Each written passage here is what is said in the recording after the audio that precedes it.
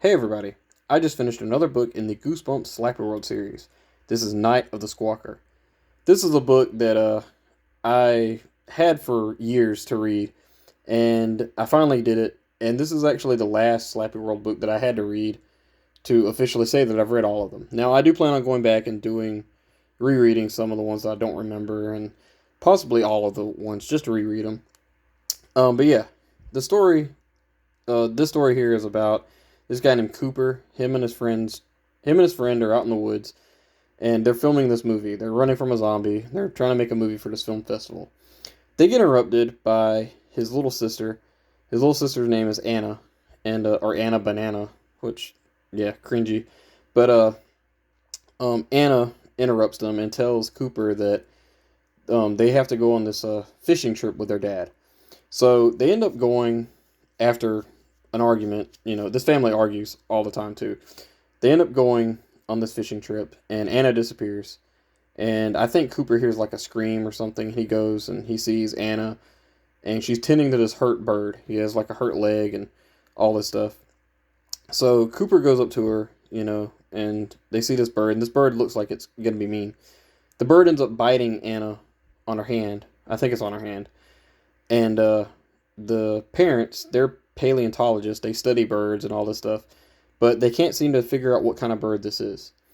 So they decide to carry it home to their house and put it in a cage and take care of it and all that. That night, the bird starts squawking and thumping against the wall, and Cooper can't get to sleep and all this.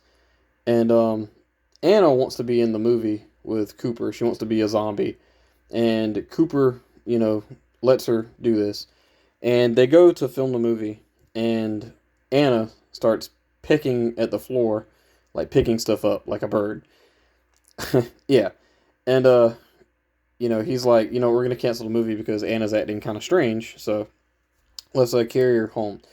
That day, she starts doing weird stuff, like she refuses to eat eggs in the morning for breakfast. She's scared of that.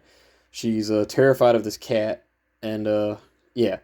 One night, he sees her going down the road and like picking up like sticks and stuff, putting them in the garbage bag. And yeah, there's also a scene where, and this is a great scene because it's actually pretty mysterious. And basically, um, Anna ends up in a tree, and Cooper is like, "How do you get up on that tree?" And she doesn't seem to answer him. So they call 911, and when they call her, she comes down. Like she's immediately down already when the firefighters get there. I thought that scene was very funny and very creepy in its own weird way. I don't really know how to describe this book because I'm not gonna lie to you guys, and I swear to you, I'm not crazy. Or maybe a little bit, but I actually like this book.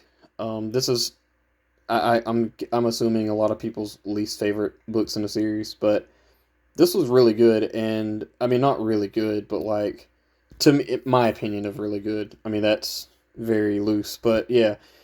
I when I first started just reading this book, me and my girlfriend were driving, and I looked at her and I told her I was like, "This book is stupid," and I was on page like 20, and it was basically Anna turning into a bird.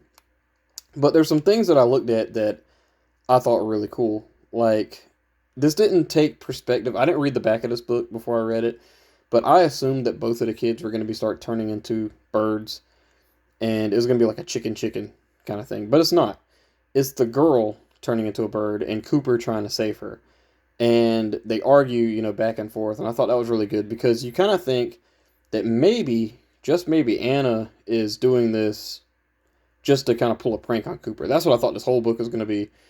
And yeah, I'm not going to say if it was or wasn't, but yeah. Um, yeah, I really enjoyed this. And the whole thing with her turning into, like, pulling feathers out and different things like that, where she just like goes outside in the middle of the night and starts like picking up limbs to make a nest, or stuff like that. I don't know. It just reminded me of almost like and this is gonna sound crazy, I know, but almost like an exorcist kind of thing, like where you have this kid doing something that can't be explained. The only difference is the parents aren't really involved in this. They just kind of push it off. But I think they did a good job without revealing too much. But yeah, And that kind of ties into the ending. The ending of this book was really good. It reminds me of a Goosebumps book in the original series. It does take a lot from that. But I'm not going to say which one because it wasn't one that I expected. And I did not guess the ending. I kind of had an idea of which way this book was going to go, but I was I didn't think that I'd be right because I was like, "There's no way. That doesn't make any sense."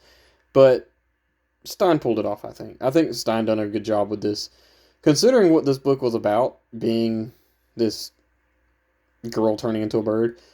That's literally what the book is about. I think he done a pretty good job. This is actually one of my favorites in the Slappyworld series. I know that's crazy. And I'm kind of glad because I did not expect this book to be good. I expected this book to be absolutely terrible, and just I kept putting it off. Didn't want to read it, but I'm glad I did. Night of the Squawker. I know this sounds ridiculous. I know this is crazy. I give it a 4 out of 5 stars. I know that it doesn't make a lot of sense why I would give this high, but I enjoyed this. I had a lot of fun with it. It's goofy, but it's also kind of weird. Like if you had a family member that just started doing all this stuff that didn't explain it, and yeah, it's just I don't know. It's just weird. But yeah, 4 out of 5 stars for me, guys, for Goosebumps Slappyworld Night of the Squawker. Please let me know in the comments below what did you think about this book. I know all of you probably love this book or hate this book, but yeah, I give it a 4 out of 5 stars. I know, I know. But yeah, that's it for me, guys. Bye.